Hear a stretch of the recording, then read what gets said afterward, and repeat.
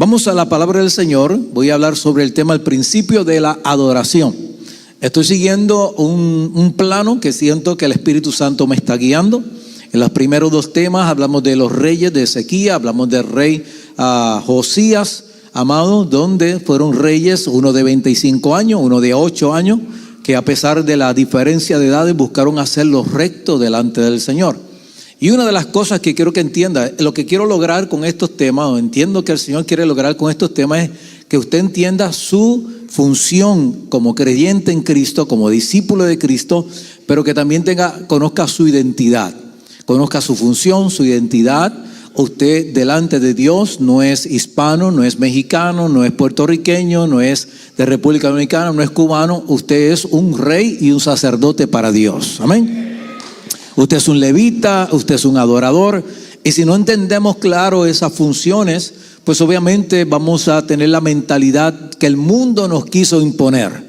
Yo soy hispano, yo soy ¿cómo diríamos? Yo trabajo en la agricultura, yo trabajo en la pintura, yo soy mecánico, yo soy leñero. O sea, nos vamos a poner una identidad que obviamente funciona en lo que es el ámbito natural, pero en el ámbito espiritual usted tiene que ponerse unas vestiduras sacerdotales, amén, y hacer una función delante del Dios a quien le rendimos culto.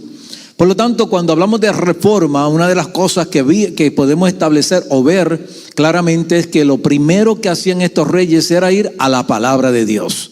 Porque no es inventar una rueda nueva, es buscar lo que ya Dios estableció para nosotros poder obedecer y ajustarnos y adaptarnos a lo que Dios ya estableció.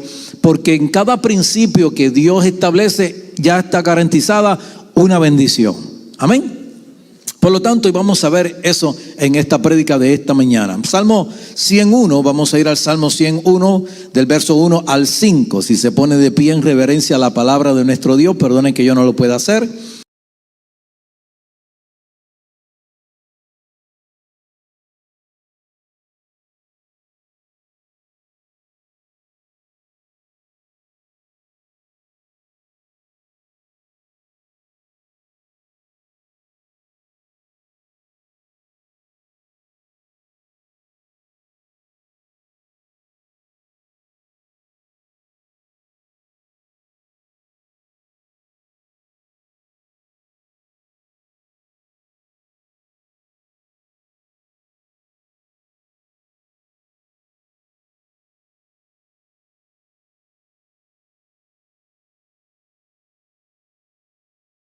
Sabemos que la puerta es Cristo.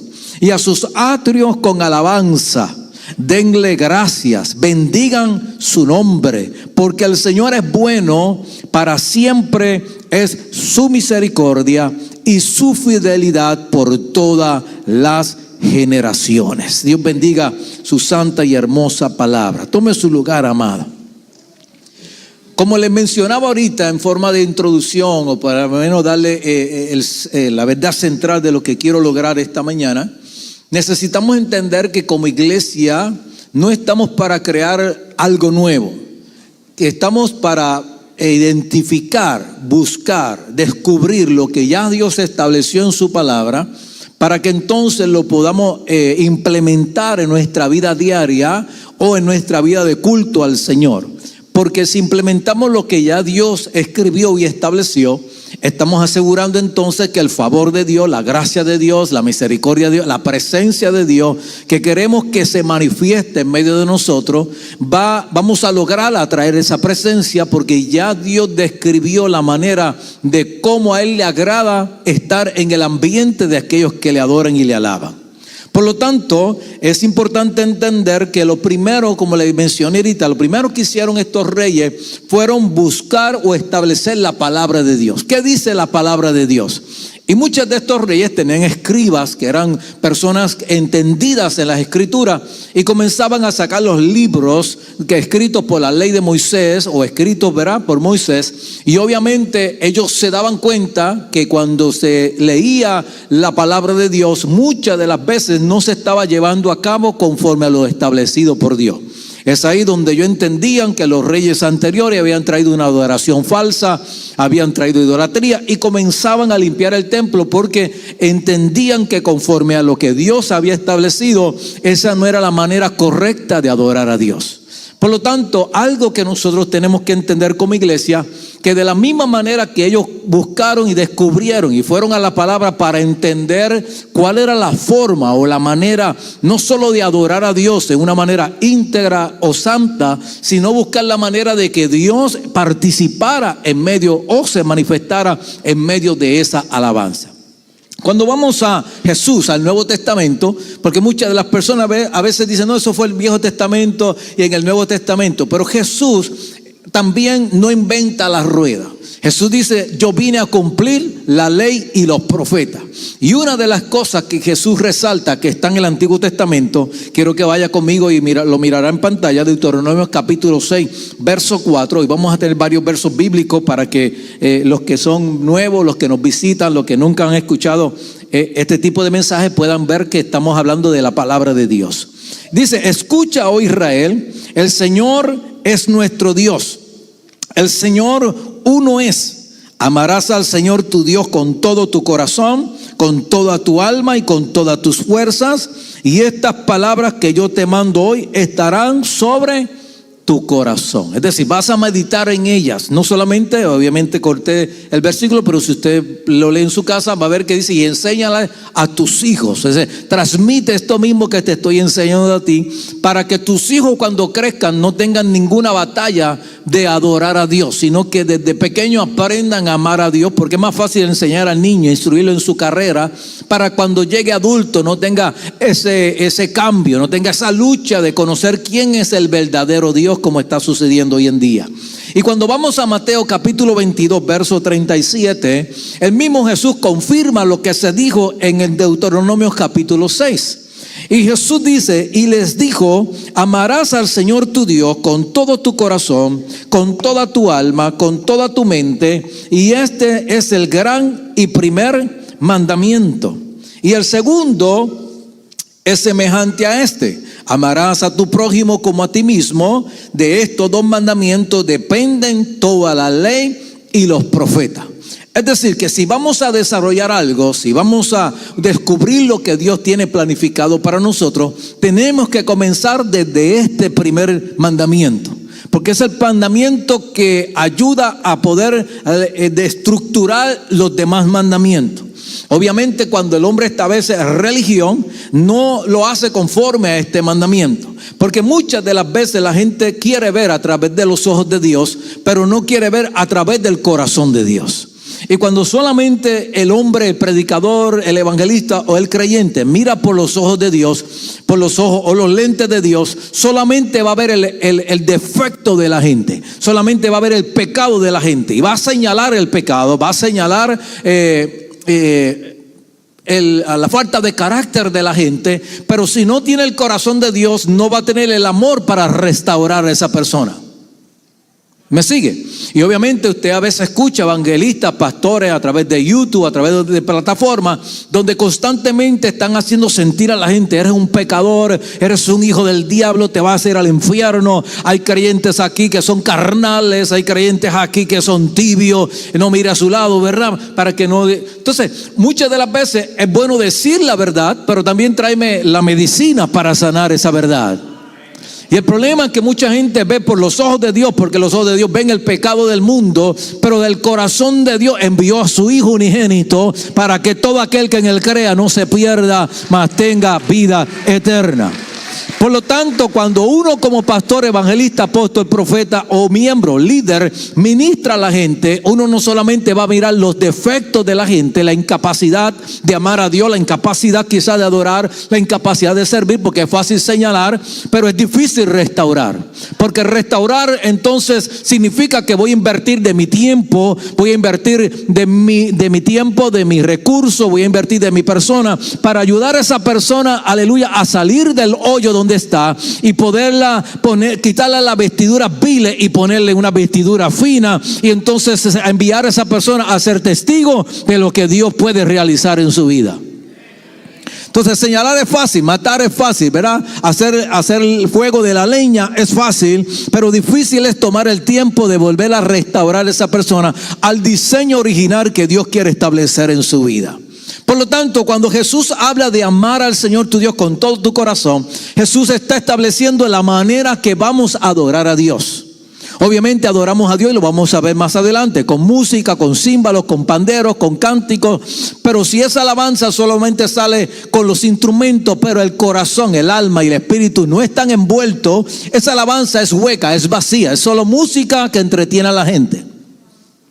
Por lo tanto, la alabanza que va a hacer una diferencia es la alabanza que detrás de ella hay alguien que tiene el corazón correcto, el alma en el lugar correcto y la mente en el lugar correcto. ¿Por qué habla de corazón? Porque mire, Jesús establece varias cosas aquí. Primero habla del corazón. Amarás al Señor a tu Dios con todo tu ¿qué? Tu corazón. Habla de todo, no a medias, no un poquito de corazón. El corazón, amado, viene siendo como el lugar santo. El corazón está ligado al espíritu, está ligado a la mente, al pensamiento. Y el corazón, amado, como le he enseñado muchas veces antes, nos habla de quién tiene el control de él. ¿Quién habita en ese corazón? ¿Quién domina ese corazón? Como le he enseñado ya, ese corazón está buscando ser tierno delante de la presencia del Señor. Ese corazón busca temer a Dios en todos sus pensamientos y acciones y cómo trata a su prójimo. Ese corazón busca integrarse al corazón de Dios para sentir como Dios siente, para ver como Dios siente, para poder transmitir, aleluya, la alabanza como Dios requiere. Por lo tanto, el corazón era importante porque con el corazón es que amamos a Dios incondicionalmente para serle fiel y poder obedecer. Porque Jesús enseña que si el corazón está dividido, Él enseñó en Mateo que no podemos servir a dos señores. Porque el corazón se va a dividir, va a amar a uno y va a aborrecer al otro. Y lamentablemente muchas de las veces cuando el corazón está dividido, el quien termina pagando platos rotos es Dios. Porque entonces Dios no es tan interesante, no es tan entretenido, no satisface mis deseos, no satisface mis caprichos como el mundo lo hace, como el entretenimiento lo hace, como las películas lo hacen, como los deseos lo hacen. Cuando le entrego todo el corazón a Dios, entonces tiene que haber una transformación. No puede estar el corazón dividido, no puede estar el corazón tibio. Tengo que aprender a morir a esa área de mi corazón que quiere satisfacer sus caprichos, que quiere satisfacer sus deseos, para entonces morir a esa naturaleza caída y poder nacer a la naturaleza que el Espíritu Santo quiere desarrollar en mi vida. ¿Alguien me está entendiendo? Por lo tanto, lo segundo que Jesús menciona es el alma. Porque en el alma están los sentimientos, están las emociones. Amarás a Dios con todo tu corazón, tu conocimiento, tu lealtad, tu amor incondicional. Pero también el alma, porque el alma representa en la Biblia el atrio donde está la menora, donde está el pan de la propiciación, donde está la revelación, donde el sumo sacerdote tenía que, antes de poder entrar al lugar santísimo, pasaba un año completo, amado, preparando su mente, preparando su corazón, porque la santidad de Dios era tan revelada y tan fuerte que si este sumo sacerdote entraba en pecado, en desobediencia, no se había limpiado completamente, amado, quedaba muerto en el lugar santísimo. Entonces la Biblia y obviamente algún día le enseñaré sobre el tabernáculo de Moisés, pero obviamente el alma viene siendo ese atrio donde la persona cuando ora, cuando adora, es enfrentada. Su alma es desnuda delante de lo que es la luz, lo que es la revelación, lo que es aquello que te ayuda a ver lo que está mal dentro de ti, para que por la palabra tú puedas, con el conocimiento divino, hacer los cambios, como dice la Biblia, renovar el espíritu de tu mente para que últimamente termines entendiendo cuál es la buena, la aceptable y la agradable voluntad de Dios en tu vida. Y lo último que termina Jesús diciendo, con todas tus fuerzas. Con todas tus fuerzas nos está hablando del cuerpo, porque el cuerpo viene siendo, amado, la tienda donde habita el alma, donde habita el corazón, donde habita el espíritu, y el cuerpo es el canal por el cual manifestamos la adoración a Dios. Si el cuerpo solo manifiesta adoración, levantando manos y cantando, pero no está envuelta la mente, la mente no está buscando integrarse a Dios, simplemente va a ser una alabanza hueca, va a ser algo que entretiene a la gente, va a ser algo que busca motivar o manipular las emociones de la gente, pero sin llevar a Dios en ella. ¿Me sigue, amado? Entonces, lo que buscamos con adorar a Dios no es entretenerlo a usted. El problema es que muchas de las veces, como el pueblo o el creyente no entiende su posición, su función, no entiende su identidad en Cristo, ha creado esta condición de que vamos a la iglesia a adorar a Dios y pensamos que adorar a Dios es música suave o música rápida, o que déjame sentarme a esperar que los que cantan, me dirijan a Dios, y si después de 3, 4, 5 cánticos alguna de las canciones me gusta, entonces respondo. Mire, antes, obviamente nosotros hemos controlado o reducido la alabanza a media hora. Pero antes las alabanzas duraban 1 hora, hora y media. Porque los primeros 3 cantos nos miraban, porque yo también fui músico, tocaba timbales, conga, la batería ahí más o menos, sonidista. Entonces, los primeros 3 cultos, nadie se mueve, nadie mueve la pierna, nadie mueve un brazo. Pues sigamos. Ya como a los 45 minutos la gente como que empezaba. Está bueno esto. Qué chévere, esa me gustó. Y si le gustaba un hermano, salían 2 que le gustaban y danzaban en este lado. Luego la otra. Cuando veníamos a ver, amados, estábamos todos sudados, cansados, hora y media, para entonces después de hora y media la gente estaba danzando. Entonces, cuando vinimos a ver, eso obligó o llevó al grupo de alabanza a enfocarse no en adorar a Dios, sino en buscar qué canciones hacen que el pueblo se mueva. ¿Qué canciones pueden mover las emociones del pueblo? Metámosle merengue, metámosle del norte, del sur, del oeste, metámosle de no sé de dónde, lira, trompeta, porque a la gente le gusta la trompeta y con eso danza. Entonces cuando venimos a ver, corrompemos sin querer queriendo la alabanza, porque ya no es dirigida a Dios, ahora es dirigida al pueblo. Entonces todos tenemos que entender que mi alabanza no va dirigida para que usted adore. Mi alabanza va dirigida al Dios que yo sirvo, al Dios que amo con todo mi corazón, con toda mi alma. Si usted se mete o no se mete, eso es su problema, porque eso me indica que usted no tiene la intención o en la semana no sacó tiempo para adorar a Dios en su lugar secreto. Porque si usted adora en su lugar secreto y usted llora en su lugar secreto, cuando venimos el domingo, amado, no venimos a tratar de mover sus emociones. Usted ya viene adorando a Dios desde que se levanta. Usted viene adorando a Dios en el carro. Usted viene adorando. Usted no espera que la gente le diga aleluya. Ya usted dice aleluya, gloria a Dios. Ay, santo el nombre del Señor. Por lo tanto, Jesús dice, amarás al Señor. Señor habla de Adoni, habla de el dueño. No habla de aquel que usted respetaba ya. Ese es el señor alcalde, ese es el señor gobernador, ese es el señor, no. El Señor habla mi dueño. El único que tiene derecho legal sobre mi vida, sobre mi alma, sobre mi mente. ¿Por qué? Porque ya estoy apartado para Él. Él me apartó. Él me sacó del lodo cenagoso, de las arenas movedizas. Me puso vestimenta nueva, ungió mi cabeza con aceite y me apartó para adorarlo a Él. Aleluya. Qué bueno que me está entendiendo. Valió la pena venir a ayunar ayer. Por lo tanto, quiero que entienda, permítame darle esta base. Cuando el hombre Adán cae y fue echado de la presencia de Dios, obviamente el hombre pierde la presencia de Dios. Ya el hombre no está dentro de la presencia de Dios. El hombre se ha expulsado fuera de la presencia de Dios. Dentro de la presencia de Dios, el hombre no tenía que esforzarse, no tenía que trabajar, porque ya Dios había creado un Edén. Edén en su original viene hablando lugar de presencia. Es donde Dios se manifestaba. Allí no había que hacer culto, allí no había música, allí había adoración completamente, porque el hombre tenía comunión con Dios. Dios se paseaba en medio de ¿qué? del huerto. O sea, había una comunión interna. Pero una vez sale y el pecado entra, ahora el pecado separa al hombre de la presencia de Dios. Tiene que proteger su presencia. Y de ahí en adelante los hombres, para lograr buscar cómo atraigo a Dios de regreso, cómo puedo traer al Dios que perdí, cómo puedo hacer algo para que Dios se manifieste, aunque sea por corto tiempo. Nuestros patriarcas desde Adán y Eva. ¿Cuál es el hijo de Adán y Eva? Se me olvidó. Abel y Caín ofrecen el primer ¿qué? Sacrificio. Son los primeros que levantan ¿qué? Un altar.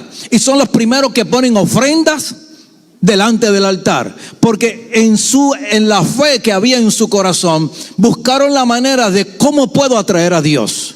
Obviamente Dios acepta la ofrenda de Abel, porque Abel sacrifica lo mejor, lo primero, el diezmo de su corderito. No buscó la perniquebrada, la fea, la chueca. Vamos a ofrecerle esto que no sirve para Dios y me quedo con la más gorda, porque de esa voy a hacer un fricasé, aleluya, de becerro, ¿verdad? Y con birria. No, él, en su corazón, porque no había Biblia, no había Moisés.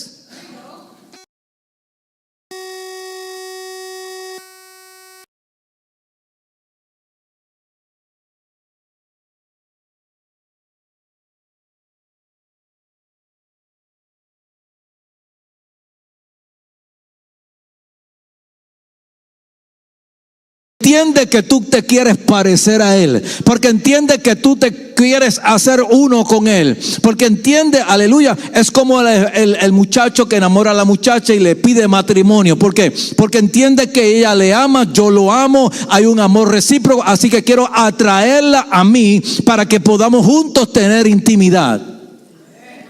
Aleluya. Por lo tanto, mi amado hermano, entonces nace en Abel el deseo de buscar a Dios. Y obviamente me imagino que Caín, siendo un poquito rebelde, dice, bueno, si él va a hacer algo así, yo también lo voy a hacer. Pero no había corazón envuelto, no había alma envuelta, no había el deseo de adorar a Dios. Había el deseo de que vamos a hacer esto para Dios. Vamos ahí, si Abel lo va a hacer, yo lo voy a hacer también. Voy a buscar ahí alguna calabacita más o menos que esté coloradita. Voy a buscar algunos aguacates, no sé, uva o lo que tenían allí cosechando. Y obviamente ambos presentan, pero la fe de Abel, el deseo de buscar a Dios, entendió que había un derramamiento de sangre y que estaba poniendo ese cordero en representación de su vida sin tener Biblia. Entonces Dios acepta la ofrenda de Abel y es allí donde Dios acepta esa ofrenda. Y entonces de ahí en adelante, para hacer el cuento corto, usted ve que Noé, después del diluvio, levanta un altar. Usted ve que Abraham levanta un altar. Y todos estos hombres fueron como descubriendo, si lo puedo decir así, que levantando un altar y trayendo una ofrenda grata delante de Dios, cuando esa ofrenda se quemaba, subía como incienso grato y Dios olía el sacrificio y aceptaba. Y muchos de esos adoración a través de esos altares, Dios hizo pacto con Noé, hizo pacto con Abraham e hizo pacto luego con Moisés.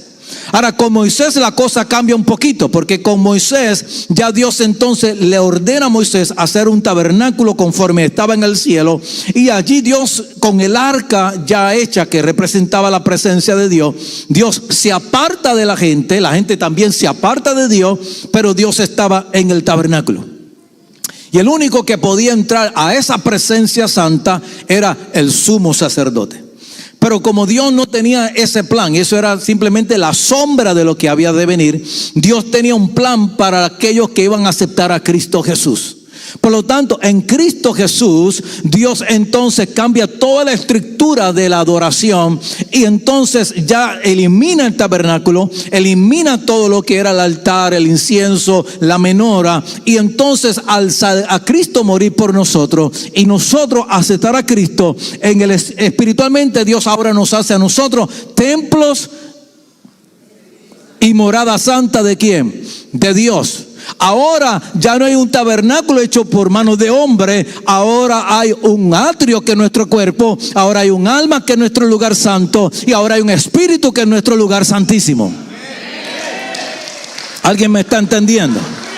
Por lo tanto, ahora no necesito un sacerdote que vaya solo y vea la presencia y yo no recibirla. Ahora en Cristo yo puedo entrar a la presencia, yo puedo entrar al lugar santo, yo puedo entrar al lugar santísimo y por mi propia vida, por mi propia persona, sentir la presencia de Dios que habita en el cielo y habita en mí. ¿Alguien me está entendiendo? Por ende, amado, en Cristo que entregó su vida, podemos ahora ser templo. Y voy aquí a brincar un poquito para que usted me entienda lo que estoy hablando. 1 Corintios capítulo 6, verso 19. Hace calor, ¿verdad que sí? ¿O soy yo? 1 Corintios 6, 19. Dice, ¿o no sabéis que vuestro cuerpo es templo del Espíritu Santo que está en vosotros, el cual tenéis de Dios y que no sois vuestros? Pues por precio habéis sido comprados, por tanto glorificad a Dios en vuestro cuerpo y en vuestro espíritu, los cuales son de Dios. Por ende, en Cristo Jesús ya Dios reformó la alabanza y la adoración. Y ahora nos hace a nosotros cuerpo, nos hace templo, nos hace morada de la presencia del Espíritu Santo de Dios. Por lo tanto, es a través de la comunión con el Espíritu Santo que yo puedo entrar a través de Cristo, que es la puerta, es por el cual yo puedo entrar al lugar santo. Ahora, si ahora que yo soy templo, ahora que el Espíritu Santo habita en mí, yo como creyente descuido la Biblia, descuido la palabra, descuido la adoración, entonces mi altar estará continuamente vacío. No voy a tener nada que ofrecerle a Dios. Y cuando venga a un culto, le voy a ofrecer a Dios lo que sobra, lo que puedo dar. Pues no me gusta la alabanza, no levanto mis manos. La alabanza está muy larga, me voy al baño. Yo tengo una llamada, me voy al carro. O en medio de la adoración abro Facebook. ¿Me entiende? Entonces, cuando venimos a ver, estamos tan vacíos, estamos tan secos, estamos como sepulcros blanqueados, como sepulcros llenos de huesos secos, que Dios no puede recibir ni un aleluya de parte de nosotros. Porque cuando vamos a ofrecer algo en el altar, ni el diezmo y la ofrenda queremos dar, porque ya sentimos que Dios nos está robando algo. Ya los perdí. AT&T no te roba, T-Mobile no te roba, Comcast no te roba, el carro del Banco América no te roba, pero Dios te roba. Entonces a todos ellos le damos lo mejor, $500 de la pago del carro, la full cover son 500 más, ya se van 1000, y cuando venimos todo se va afuera y a Dios le damos la migaja, el pesito ahí arrugado, amado, así mira, que lo tiran así todo arrugado en la frente, como que no quieren que vea el número 5. Pero búsquenle en la cartera cuántos billetes de a 100 tienen. Aleluya. Entonces, al Dios que nos abre las ventanas de los cielos, que dependemos totalmente de Él y que decimos amarlo con todo el corazón, nuestras acciones físicas demuestran que realmente no es Señor. Porque de la manera en que Dios sabe que es Señor, dueño, es porque cuando vengo a adorarle, no vengo estinchando, no vengo con tristeza, vengo con alegría a ofrecerle lo mejor de lo mejor, porque yo con Dios no pierdo, yo con Dios estoy ganando, yo con Dios estoy invirtiendo, yo con Dios estoy haciendo negocio. Él es mi jefe, yo hago negocios con Él, yo le entrego lo mejor, Él abre la ventana de los cielos y me halla fiel, me halla obediente para entregarme más, para multiplicarme más, porque sabe que estoy en pacto y en negocios con Él. Aleluya. Mire lo que dice la Biblia. Ahora vamos al Antiguo Testamento. Cuando la Biblia habla, Salmo 22:3, para que entienda lo que estoy hablando y no piense que le quiero sacar dinero. Salmo 22:3 dice: sin embargo, tú eres santo, que habitas en medio, dice algunas versiones, entre las alabanzas de Israel o las alabanzas de tu pueblo. Le hablaba ahorita cómo estos hombres fueron descubriendo cómo pudieron traer la presencia de Dios. Entendieron que cuando había un derramamiento de sangre, es decir, cuando se moría, poníamos algo por nuestra vida, obviamente Dios descendía, aleluya, y consumía el holocausto. Entonces se entendió que así era que Dios le gustaba la adoración. Más adelante, en Crónicas, capítulos 2, Segunda de Crónicas, versículo 5, verso 3. ¿Alguien me está entendiendo? ¿Voy muy rápido o no? Ok. Dice, segunda de Crónicas 5:13. Santo, yo necesito un abanico. Cuando los trompeteros y los cantores al unísono se hacían oír a una voz. Mire, tú habitas en medio de la alabanza de tu pueblo. Ahora, eso no era una poesía, eso era una experiencia vivida. ¿Cómo ellos lo vivieron? ¿Cómo ellos pudieron expresar que Dios habita en medio de la alabanza del pueblo? Porque en segunda de Crónicas dice, cuando los trompeteros y los cantores al unísono, en el mismo sentir, en el mismo parecer, no estamos aquí para hacer un bayú, estamos aquí para adorar al Señor. Significa que en esa alabanza hay reverencia, en esa alabanza hay temor, en esa alabanza hay amor, en esa alabanza hay entrega. ¿Me sigue? Y dice, se hacían oír a una voz alabando y glorificando al Señor cuando levantaban sus voces acompañados por trompetas y címbalos e instrumentos de música. Cuando alababan al Señor diciendo, ciertamente Él es bueno porque su misericordia es para siempre. Entonces la casa del Señor se llenó de una nube y los sacerdotes no pudieron quedarse a ministrar a causa de la nube, porque la gloria de Jehová llenaba la casa. La gloria de Jehová llenaba la casa. Entonces, ¿qué significa esto? Aquí haciéndolo a nuestro estilo acá 2025. Significa 26. Significa que ellos entendieron y descubrieron que a Dios les gusta la música. Ellos descubrieron que cuando el pueblo se une, cuando el pueblo viene en la misma intención para adorar a Dios, para glorificar a Dios. Glorificar significa exaltar, ponderar, engrandecer lo que Dios hace. De exaltar lo que Dios hace. Dios es bueno porque para siempre es su misericordia. Y hay un salmo que repite eso como 20 veces. Dios es bueno porque para siempre es su misericordia. Dios es bueno. Imagínense, eso era lo único que ellos decían. Dios es bueno porque para siempre es su misericordia. Tanto es así que la unidad de corazón de amar a Dios, de ser igual a Dios con los instrumentos, hizo que la gloria de Dios descendiera. Ahora, ¿por qué la iglesia entonces imita? La iglesia está imitando esto en cada culto. Por eso tenemos batería, por eso tenemos piano, por eso tenemos bajo, por eso tenemos trompeta, por eso tenemos cantores. Porque estamos reproduciendo lo que estas personas realizaron para entonces nosotros también atraer la misma gloria que ellos atrayeron. Entonces, la pregunta sería, ya tenemos instrumentos, ya tenemos cantores, entonces ¿por qué la gloria no desciende? Porque somos muchos, pero no todos adoran. Entonces, hay personas que dicen, el culto estuvo lindo, yo sentí que se me pararon los pelos. Y usted no adoró ni dijo ni un aleluya. ¿Por qué es eso, pastor? Porque posiblemente en la congregación hubieron 10, 20 personas que adoraron a Dios con el corazón, con el alma, y el Espíritu Santo, como ayer que comenzamos a adorar con nuestra propia voz, sin música y sin alabanza, el Espíritu Santo comenzó a manifestarse. Porque muchas de las veces nosotros queremos y decimos, Dios está aquí, como si Dios llenara el templo. Qué bueno que llene el templo, pero yo quiero que me llene a mí.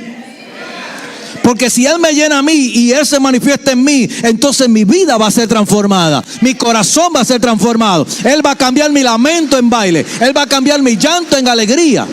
Por eso mi invitación para usted sería, si usted es de esos que llegan y dicen, yo no soy de los que adoran, cambie la actitud y haga de su corazón un altar para que entonces Dios pueda recibir la ofrenda de sus labios, la ofrenda de su corazón, y usted pueda ser lleno de la persona del Espíritu Santo, y le aseguro que cuando sea lleno su vida jamás será la misma. Entonces, ¿por qué adoran tanto en la iglesia? Adoramos porque queremos atraer esa presencia a la tierra. Queremos atraer esa presencia a nosotros. Porque si no la atraemos, se vuelve un club social. Entonces lo importante es la Jafra que voy a vender, el Avon que voy a vender, el taco que me voy a comer. Y de alabanza, nada. Ni un aleluya, solo quejas, murmuraciones, contiendas. Entonces yo necesito, o el Espíritu Santo necesita que usted entienda cuál es su función. Usted es un templo. Usted es una morada. Dios es, cuando tú aceptaste a Cristo de todo tu corazón, inmediatamente usted nació de nuevo. Y Dios espiritualmente lo convirtió en un templo y puso un espíritu. El espíritu que estaba muerto, si lo podemos decir así, o dormido, cuando usted nace de nuevo, ese espíritu se despierta. ¿Me sigue? La razón por la que usted busca a Dios, y cuando usted está en problemas y usted está en situaciones difíciles, sin que nadie quizás le predique, y usted en su corazón dice: yo necesito a Dios, no es porque su alma está en libertad, es porque su espíritu que usted recibió vino de parte de Dios. Su alma vino de parte de Dios, y en su conciencia el alma y el espíritu entienden que de la única manera que él puede volver a funcionar en su estado original es buscando al quien que lo creó. Yo no sé si alguien me está entendiendo. Cuando su carro le falla el motor, usted no va al médico, aleluya, que opera corazones. Cuando su carro le falla el motor, usted va a un mecánico, y el mecánico le pone las piezas originales. Hay gente que le gusta lo barato y le pone las piezas chinas, pero obviamente las piezas chinas, al no ser originales, a los 3 meses ya está volviendo a gastar el mismo dinero. Pero cuando usted pone las originales, usted está garantizando que ese carro tenga la función para aquello para lo cual fue creado. Ay, aleluya, no sé si alguien me está entendiendo. Por lo tanto, cuando yo vengo a Dios, amado, yo vengo al Dios que me creó en el vientre de mi madre. Yo vengo al Dios que sabe lo que mi alma necesita. Yo vengo al Dios que sabe lo que mi espíritu necesita. Y cuando yo lo alabo, cuando yo lo adoro, cuando yo lo traigo a mi alma y lo traigo a mi espíritu se hace uno con el Espíritu Santo de Dios. Y cuando aleluya, santo, cuando el Espíritu Santo se hace uno con mi alma y con mi espíritu, no hay demonio que se pueda quedar ahí. No hay tristeza que se pueda quedar ahí. No hay llanto que se pueda quedar ahí. No hay traición que te hayan hecho que se pueda quedar ahí. No hay odio que se pueda quedar ahí. No hay resentimiento que se pueda quedar ahí. Porque cuando el Espíritu Santo entra, el amor entra, la bondad entra, la misericordia entra, la gracia entra. Todo lo de Dios. Ay, Dios mío, alguien que le diga gloria al que vive para siempre. Mire, tanto es así que David también conocía el secreto. Primera de Crónicas, capítulo 15, verso 14. Y se santificaron pues los sacerdotes. Léalo en su casa, lo estoy cortando porque el tiempo. Los sacerdotes y los levitas para subir al arca de Dios, donde habitaba la presencia de Dios, Dios de Israel. Y los hijos de los levitas llevaron el arca de Dios sobre sus hombros con las barras puestas. Esta vez no lo llevaron sobre animales, sobre vacas ni carros nuevos, sobre los hombros. Significa que, amado, la responsabilidad de traer la presencia de Dios recae en todos nuestros hombros. La responsabilidad de que Dios se manifieste no está en los levitas aquí. El problema es que el pueblo dice: no, el culto no estuvo bueno porque los levitas no estaban ungidos. Ay, yo no sentí nada en la prédica. Esa prédica estuvo más larga, pero yo no sentí nada. Hambre es lo que yo sentía. Ojalá termine este señor. ¿Cómo vas a sentir si tu altar está destrozado? ¿Cómo vas a sentir? El fuego no desciende sobre altares destruidos. Para el profeta, atraer el fuego de Dios al altar, tuvo que restaurar el altar. Tuvo que poner las piedras en su lugar. Tuvo que poner la leña en su lugar. Tuvo que poner el becerro en su lugar. Tuvo que, amado, y luego dijo: Señor, he hecho conforme a lo que tú me has dicho. Y Dios bajó fuego del cielo en un altar ordenado. Entonces, la responsabilidad que haya presencia, obviamente ellos son parte porque están cantando, están con los címbalos, están con las trompetas, están tratando de guiarlo a usted, de que usted salga de su mente, de sus problemas, a que usted entre en una atmósfera de gloria. Pero si nosotros tomamos la decisión de que de hoy en adelante, yo cuando llegue a la casa de Dios, voy a dar lo máximo, voy a dar lo mejor, voy a dar mi alabanza, voy a dar mire, la gloria de Dios va a llenar esta casa, y esta casa no será abasto. Porque la gente no viene a la iglesia a ver un predicador ni un cantor. La gente viene a la iglesia porque hay una necesidad en el alma, y el único que puede suplir esa necesidad se llama Espíritu Santo de Dios. El único que puede cambiar el corazón del hombre se llama Jesús de Nazaret. Entonces, pastor, ¿qué tenemos que hacer? Tener a Cristo para poder ofrecer a Cristo. Es más, gracias Espíritu Santo. Tener a Cristo y al Espíritu Santo, porque a veces Dios se ha limitado, como le enseñé creo que 3 mensajes atrás. Es que quiero hablar en inglés, pero no me sale. 3 mensajes atrás les enseñé que muchas de las veces Dios puede sanar. Si la gloria desciende, Dios hace como Él quiera, sana, libera. Pero muchas veces Dios lo hace a través de nosotros por la unción que deposita en nosotros. La razón por la que yo tengo unción y usted tiene unción no es porque somos los favoritos de Dios. Dios nos da la unción porque hay una necesidad, hay una demanda. Entonces Dios sabe que para poder sanar al enfermo, libertar al cautivo, no lo podemos hacer de una naturaleza caída. Necesitamos un poder sobrenatural, una autoridad delegada de parte de Dios llamada la unción del Espíritu Santo. Entonces, si no hay demanda, no hay unción. Ahora, Dios despierta, activa la unción porque hay alguien que está enfermo, porque hay alguien que está problemado, porque alguien está siendo atormentado por los demonios. Y Dios tiene que activar la unción en alguien porque hay alguien necesitado que necesita que la unción del Espíritu Santo le sea ministrada, su alma sea libre, su corazón acepte a Cristo como Salvador y su enfermedad salga corriendo como a bombero que apaga fuego. Aleluya. Ahí le di una perla. Mire, vamos a ir terminando. 15:16. Primera de Crónicas 15:16. Mire, no puse el cronómetro. Santo.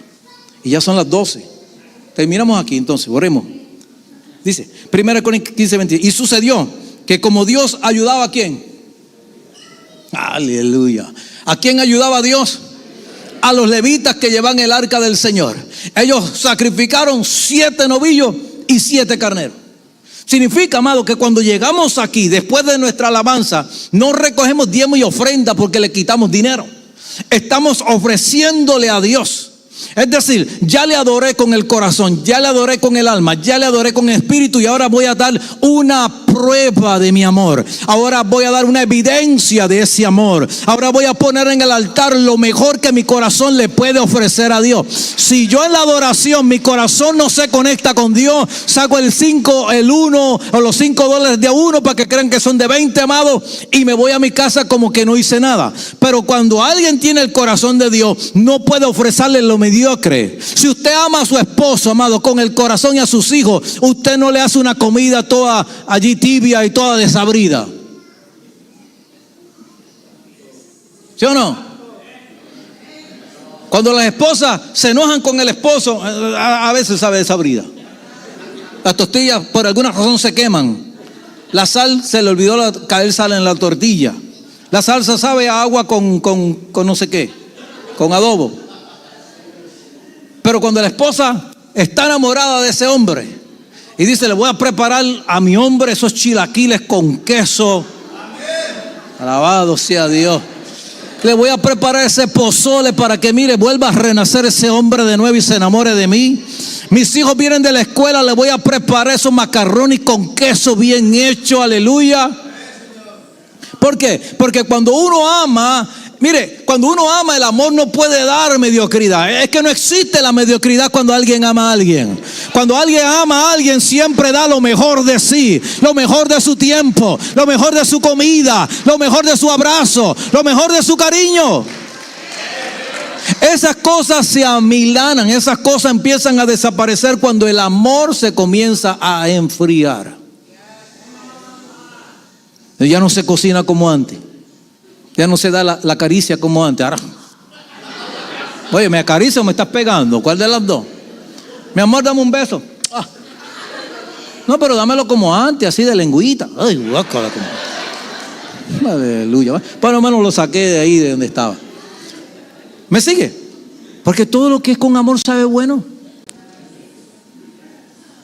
Y cuando hay reciprocidad en el amor, ambas partes dan la misma medida. Cuando hay un desbalance de reciprocidad, uno da más y otro empieza a dar menos. Y ahí es donde la Biblia dice que no puedes amar a dos señores, porque cuando el hombre o la mujer empieza a poner su mirada y su corazón en otra persona o en otro lugar, algo se comienza a desordenar. Entonces, yo necesito que usted entienda que usted es más que una persona, usted es un sacerdote. Vamos a esa palabra ahora y con esta termino. Primera de Pedro 2:9. Pero vosotros sois ¿qué? Un linaje escogido. Ustedes son real sacerdocio. Ustedes son una nación santa. Ustedes son un pueblo adquirido ¿para qué? Para posesión de Dios. Es decir, tú eres mío y de nadie más. Y Dios no comparte lo suyo con nadie más. Por eso es que cuando usted trata de compartir su corazón con el pecado y con el diablo, Dios se pone celoso. Y alguien va a salir perdiendo. Pero cuando Dios te ama, Dios, a pesar de que tú hayas pecado, Él en tu conciencia te hace sentir ese peso de esa desobediencia. Y tu corazón se compuje y pide perdón. Señor, perdóname que no lo vuelvo a hacer. ¿Por qué? Porque tú quieres permanecer en esa unidad con Dios. Mire, yo no soy de los que creo. Hay gente que dice, es que yo soy así de serio. Póngase hombre a ver un partido de fútbol que le gusta. Vamos, 6 aros, vamos, FIFA, vamos, no sé qué. Y la esposa, cálmate. Oye, pero uno dice, ese hombre no adora a Dios en la iglesia, ni la mano mueve, pero mira ahí. Es otro hombre con... ¿Por qué? Porque donde está tu tesoro, ahí estará tu corazón. Y si eso te mueve el corazón y Dios no te lo mueve, entonces ahí es el Dios que tú estás adorando. Ese es tu Dios, el deporte. Pero si cuando tú vienes a la presencia de Dios, ese Dios conmueve tu corazón, te hace llorar, te hace decir aleluya. No importa, ay santo, no importa que seas el hombre o la mujer más seria, aleluya, tu seriedad no importa en ese momento, porque lo que tú quieres es glorificarlo. Lo que tú quieres es que Él sepa que tú lo amas. Lo que tú quieres es que Él sepa, aleluya, que tú quieres que Él sepa, te amo, te adoro, eres lo más lindo, eres lo más bello, sin ti yo no puedo vivir. La gente le dice a la esposa, ay, yo sin ti no puedo vivir, y a los 6 meses están divorciados y sigue viviendo. Pero sin Dios no podemos vivir. Ahora, ¿qué quiero que con esto termino? Tú y yo somos templo, somos morada, pero también somos sacerdotes delante de la presencia de Dios. Y por lo tanto, cuando entramos por esas puertas, por eso dice la Biblia, entras por sus puertas con alabanza. Obviamente son puertas físicas, pero al mismo vez son puertas espirituales, porque entro por medio de Cristo. Nadie puede ir al Padre si no es a través de Cristo. Pues es a través de Cristo y con la ayuda del Espíritu Santo que yo ofrezco mi vida en el altar, que yo ofrezco mis hijos en el altar, que todo lo que poseo, nada es mío, todo es en el altar para Él, para que Él lo bendiga, para que Él lo santifique, para que la bendición de Dios ayuda, prospere en todas las cosas que yo hago, porque estoy en pacto con mi Dios. Por lo tanto, termino, Salmo 151. ¿Aprendió algo hoy?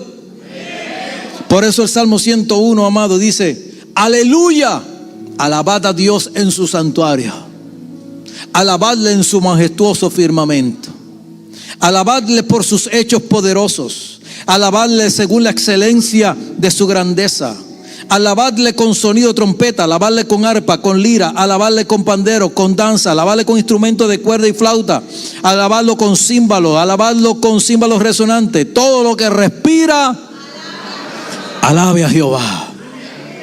Entonces tú no me puedes decir que tú no puedes adorar a Dios, porque la respiración, esa te la dio Dios. Y si Dios te la quita en un momento y te deja 30 segundos de respirar, de seguro que corres al altar. Señor, yo quiero adorarte. Señor, yo quiero bendecirte. ¿Por qué esperar llegar a un punto tan crítico cuando ahora mismo tú puedes voluntariamente tomar tus vestiduras sacerdotales y decirle, Señor, de hoy en adelante todo lo que haga de hecho o de palabra lo voy a hacer para glorificarte, lo voy a hacer para adorarte? Mi amor estará espantado en lo que haga, mi amor estará estampado en mi alabanza, estampado en mi ofrenda, estampado como trato al prójimo.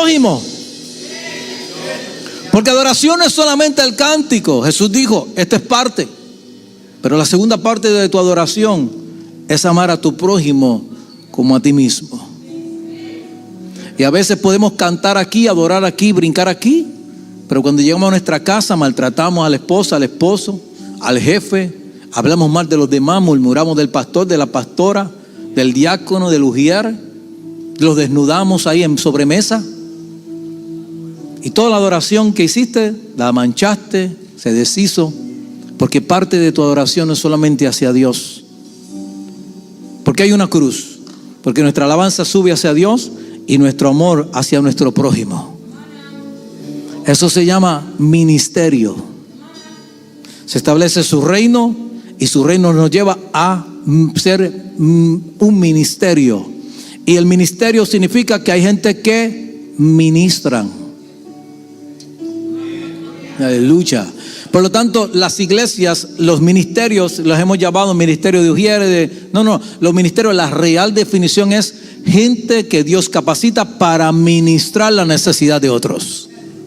En eso es manifestado el amor de Dios. En aquel que ve a aquel hombre que fue alcanzado por los ladrones, lo dejaron desnudo, lo dejaron herido, iba a subir a adorar a Dios, y en el camino no solamente adoró a Dios, pero se paró, levantó al herido y lo llevó al mesón. Los sacerdotes, que eran los que adoraban a Dios, y los levitas pasaron porque tenían que cantar, pero dejaron al herido. ¿Usted cree que Dios recibió la alabanza de ese sacerdote y de ese levita cuando vio a alguien herido y lo dejó y se fue allá a cantar y adorar? No, porque nuestra adoración tiene que ser hacia Dios y ministrar a la gente. Amar a la gente como nosotros mismos. Ya lo otro se lo dejo para otra semana, no quiero abusar de su tiempo. Póngase de pie conmigo. Ya le robé mucho de su tiempo. Se lo digo en 5 minutos. ¿Cuánto me dan 5 minutos? Ok, con 5, 10, 15, 20. Mire, termino con esto porque esto le va a gustar. En el Salmo 176, con esto termino, se lo juro. No, perdón, no se debe jurar, se lo prometo. Retracto. Dios es conocido ¿en qué? En Judá. Judá en el original hebreo es la palabra Yadá, que significa reverencia, adoración, confesar, extender las manos, alabar, dar gracias y ser agradecido. Por lo tanto, cuando dice Dios es conocido en Judá, Dios es conocido en la alabanza de su pueblo. Dios es conocido cuando tú levantas las manos. Dios es conocido cuando tú le glorificas.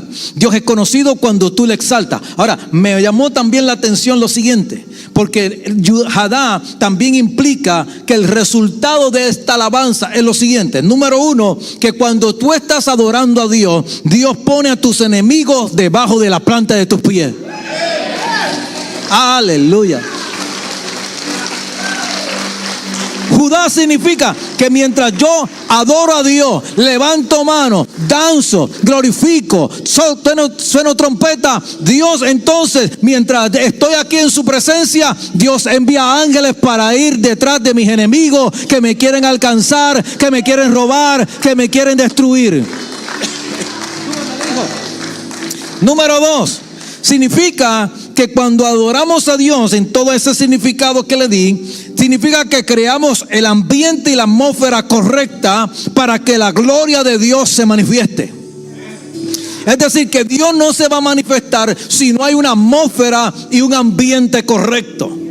La razón por la que la gloria de Dios descendió es porque estaban tan unidos en la intención de adorar a Dios, que Dios se sintió bienvenido. Dejó el cielo para manifestarse en la tierra, y en la gloria que manifestaba en el cielo la manifestó en medio de los sacerdotes.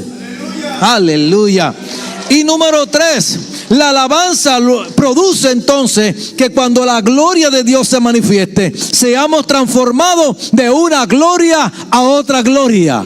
¿Por qué? Porque en la primera gloria estoy a cara descubierta en la manifestación de un Dios que hizo un milagro donde protegió mi vida. Pero ese milagro de la semana pasada ya pasó. Ahora va a haber otro ataque del enemigo esta semana que viene, y el domingo que viene voy a tener otro nivel de experiencia con Dios, porque yo no sé si alguien me está entendiendo, porque cada día, súbeme, le digo, cada semana, cada día siento a Dios. Cada día y cada semana voy acumulando testimonio, experiencia de la manifestación de Dios en mi finanza, en mi casa, en mis hijos, en mi hogar, en mi enfermedad, en mi dolor, en mi angustia.